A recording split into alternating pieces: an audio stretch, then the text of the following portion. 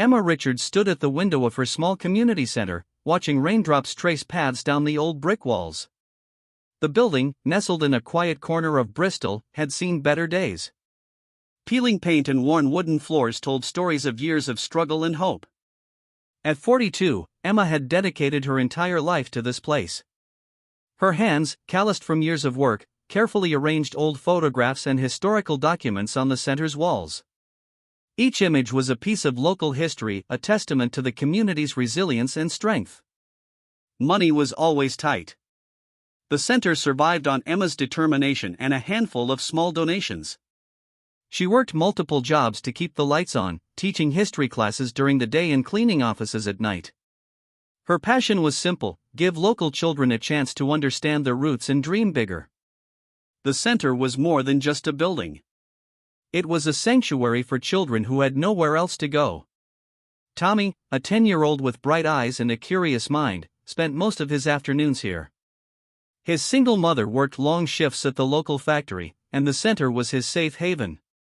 "Miss Emma," Tommy would ask, pointing at an old photograph, "tell me about this picture again?" His excitement never dimmed, even when Emma had explained the story 100 times before. The local council had been making things difficult lately. Regulations, inspections, endless paperwork, each document was another obstacle. Emma knew they wanted to shut down the center. The building was old, the funding was minimal, and bureaucrats saw little value in her work. But Emma saw everything differently. She remembered her grandfather's stories about community, about standing strong when everything seemed impossible. He had taught her that true change happens in small moments, in the hearts of children who believe they can be something more. Every morning, she would arrive before sunrise. The center would slowly come to life, shelves of books carefully arranged, historical displays dusted, chairs set up for the day's classes. She would prepare simple snacks for the children, knowing that for some, this might be their only meal of the day. The financial strain was constant. Her bank account often hovered near zero. Some nights, she would sit at her small desk, surrounded by stacks of bills, wondering how she would keep everything running. But then she would look at the photographs on the wall, generations of local families, their stories preserved within these walls, and find her strength again. Local businesses occasionally helped. Mr. Peterson, who owned the corner store, would sometimes slip her extra supplies. The local library donated old books. Every small gesture was a lifeline. Emma's classes were unique. She didn't just teach history, she brought it to life. Children would sit mesmerized as she talked about local heroes, about people who had changed their community against all odds. She believed that understanding the past could inspire future dreams. The center offered more than just education. It was a support system. Children learned computer skills, got help with homework, and found a sense of belonging. For many, it was the only place where they felt truly seen and valued. As winter approached, Emma knew the challenges would increase. Heating bills, maintenance costs, the constant threat of closure, these weighed heavily on her shoulders. But her spirit remained unbroken. She looked at the children playing, laughing, learning. Tommy was helping a younger girl with a history project, carefully explaining how their local community had transformed over generations. In that moment, Emma knew why she continued fighting. The center might be struggling, but it was alive. It was a beacon of hope in a community that often felt forgotten. And Emma Richards was determined to keep that hope burning, no matter the cost. As the day drew to a close, she began cleaning up, preparing for another day of possibility, another day of fighting for these children's futures. The center might be small, but its heart was enormous. Outside, the rain continued to fall, but inside, dreams were taking shape, one child, one story at a time. The morning arrived with a bitter chill that seemed to seep through the walls of Emma's small community center. She was sorting through a stack of old books when the postman's heavy footsteps approached. Something about his walk felt different, more purposeful, more weighted. A crisp white envelope landed on her desk. Official letterhead. Emma's fingers trembled slightly as she opened it, her breath catching in her throat. The words jumped out, stark and unforgiving. Judge William Harrington's signature dominated the bottom of the document. The notice was brutally clear. Multiple violations. Regulatory non-compliance. A fine of £5,000 that might as well have been $1 million. Emma's world seemed to shrink around her, the walls of the center closing in like a suffocating embrace. Tommy, her youngest student, noticed something was wrong. "Miss Emma," he said softly, "are you okay?" His innocent eyes searched her face, looking for the usual strength that had always been her trademark. She forced a smile. But inside, panic was rising like a dangerous tide. £5,000 was impossible. She could barely afford groceries, let alone pay such an astronomical fine. The center had always operated on passion, not profit. Every penny went back into supporting the children. Memories of her grandfather flooded her mind. He had always told her that challenges were just opportunities dressed in disguise. But this felt different. This felt like a deliberate attempt to crush her dreams. The local council had been watching her for months. They saw the center as a nuisance, an outdated concept in a rapidly changing world. Emma knew they wanted to repurpose the building, turn it into another soulless commercial space. She spent hours reading and rereading the document. Each word felt like a personal attack. Zoning violations. Safety concerns. Inadequate facilities. The list seemed endless, each point designed to strip away her hope. Her mind raced through potential solutions. Borrowing money? Impossible. Her credit was already stretched thin. Selling personal belongings? She had nothing left to sell. The center was her entire world. The children continued their activities, unaware of the storm brewing. Laughter echoed through the rooms, a stark contrast to Emma's internal turmoil. They saw the center as a sanctuary, a place of learning and hope. They didn't understand how fragile that hope could be. Mr. Peterson from the corner store noticed her distress when she came to collect some basic supplies. "Trouble?" he asked, his weathered face showing genuine concern. Emma simply nodded, unable to articulate the weight of the moment. That night, she sat alone in the center, surrounded by historical documents and children's artwork. Each item told a story of resilience, of community strength. She realized that this challenge was more than just about her, it was about preserving a legacy. The heating was low, and she wrapped herself in an old blanket her grandmother had knitted years ago. Each stitch seemed to whisper words of encouragement. "Don't give up," they seemed to say. Tommy's drawing caught her eye, a picture of the community center, surrounded by stick figures of children. His innocent representation of hope became her anchor. She wouldn't let bureaucratic nonsense destroy what they had built. Sleep was impossible. Emma spent hours researching, looking for loopholes, searching for any possible way to challenge the notice. Her laptop screen glowed in the darkness, a beacon of determination. As dawn broke, casting soft light through the dusty windows, Emma made a decision. This wasn't the end. This was just another chapter in their story. The center had survived decades of challenges, and it would survive this too. She looked at the notice again, this time with a different perspective. Not as a death sentence, but as a challenge to be overcome. Her grandfather's words echoed in her mind: true strength isn't about avoiding challenges, but facing them with courage. The day was just beginning, and with it came a spark of hope. Emma Richards wasn't going down without a fight. The night was quiet, broken only by the soft rustling of old papers and the occasional creak of the wooden floor. Emma sat surrounded by dusty boxes her grandfather had left behind years ago. Her desk lamp cast a warm, yellowed light across scattered documents, photographs, and forgotten memories. She had always known her family had deep roots in Bristol, but she never understood the full extent of their history. Her grandfather would tell stories during long winter evenings, his voice soft and mysterious, hinting at something more significant than simple family tales. The first box contained nothing remarkable: old clothing, a few worn-out tools, some faded photographs. But the second box was different. As Emma carefully lifted the lid, something felt special about its contents. Tucked beneath a layer of brittle newspaper clippings, she discovered an old leather-bound document. The paper was yellowed, edges fragile, but the writing was remarkably clear. Her hands trembled as she unfolded the delicate paper. It was a land deed. Not just any land deed, but a document showing her great-grandfather had donated a significant portion of land to the city. The very land where the current courthouse stood was once part of her family's property. Names, dates, official stamps, everything checked out. This wasn't just a random piece of paper. This was historical evidence that could change everything. Emma's mind raced. All those years of struggling, of being treated like an outsider, and her family had been instrumental in building this community's infrastructure. The irony was overwhelming. Her great-grandfather, William Richards, had been more than just a local landowner.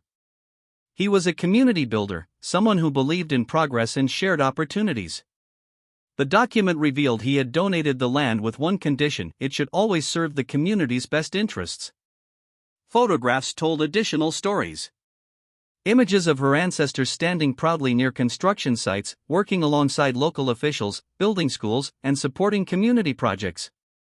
These weren't just old pictures, they were a testament to her family's commitment. Tommy would often ask about her family history, and she had always given simplified answers. Now, she realized she had been sitting on a treasure trove of stories waiting to be told. The more she read, the more connections she discovered. Her family had been pivotal in establishing local educational institutions, supporting marginalized communities, and creating opportunities for those who had none.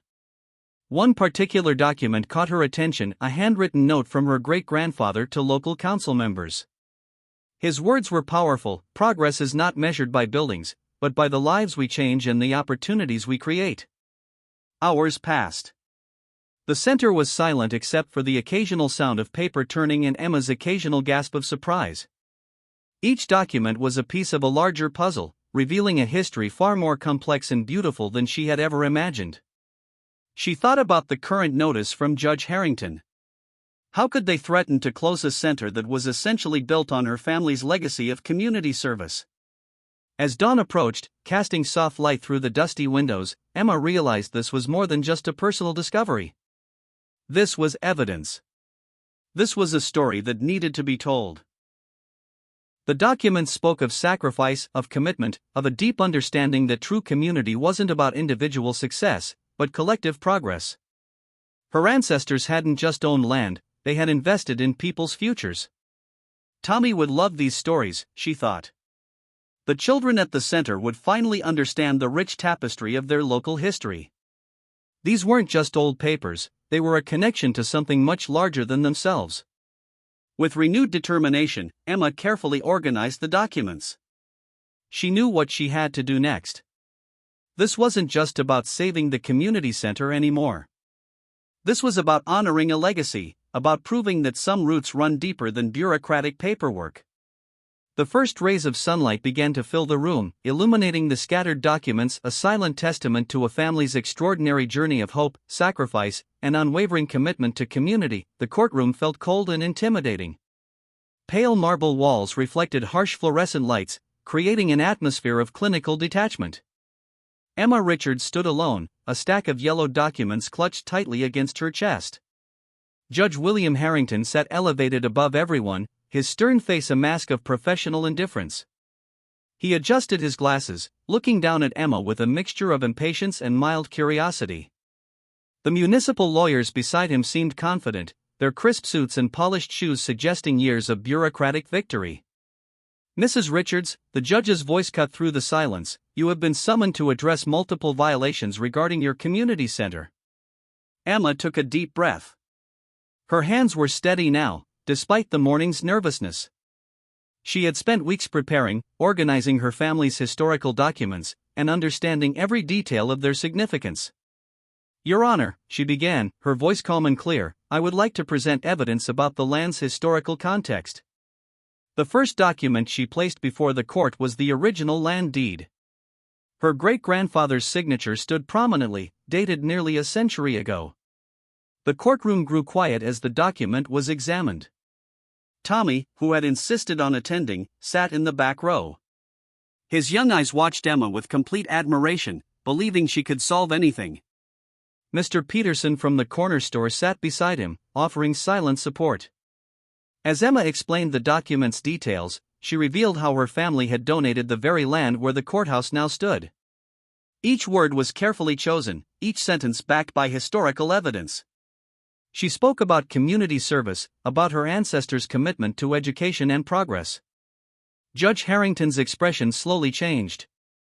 What had begun as a routine hearing was transforming into something unexpected. The municipal lawyers exchanged nervous glances, their previous confidence wavering. The documents told a story larger than a simple fine or zoning violation. They painted a picture of a family deeply committed to community development. Emma's great-grandfather hadn't just donated land, he had created opportunities for generations. These documents prove, Emma explained, that my center continues the legacy of community service my family started decades ago. She spoke about the children who found hope in her center.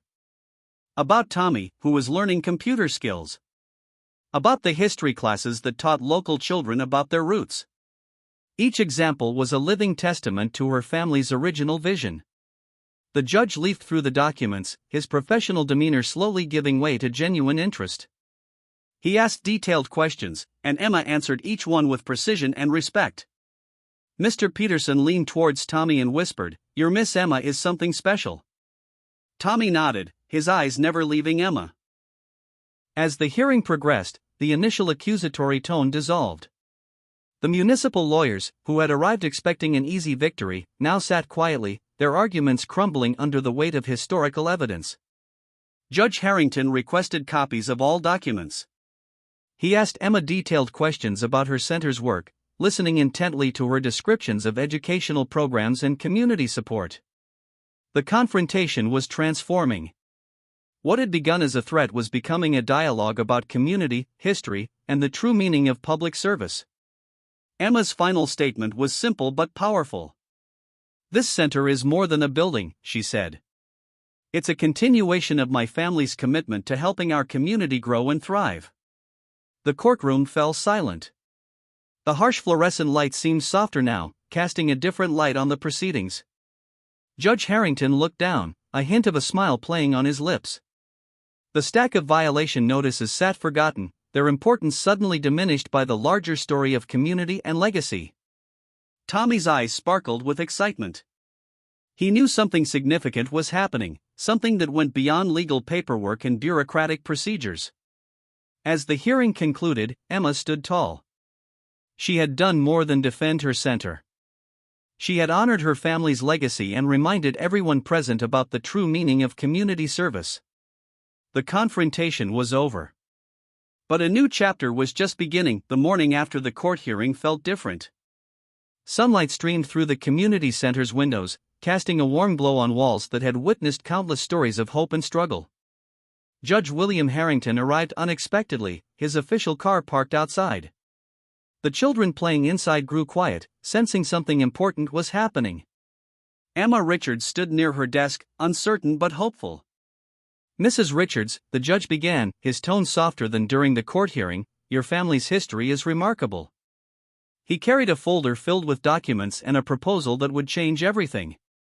Not only had the fine been completely dismissed, but the judge had discovered something extraordinary. Inspired by Emma's presentation, he proposed establishing a scholarship program honoring her family's legacy of community service. The scholarship would support local children from disadvantaged backgrounds, providing educational opportunities and resources. Each year, 5 students would receive full support for their academic journey, a living tribute to the Richards family's commitment. Tommy, standing near Emma, could barely contain his excitement. At 10 years old, he understood this was more than just a legal victory.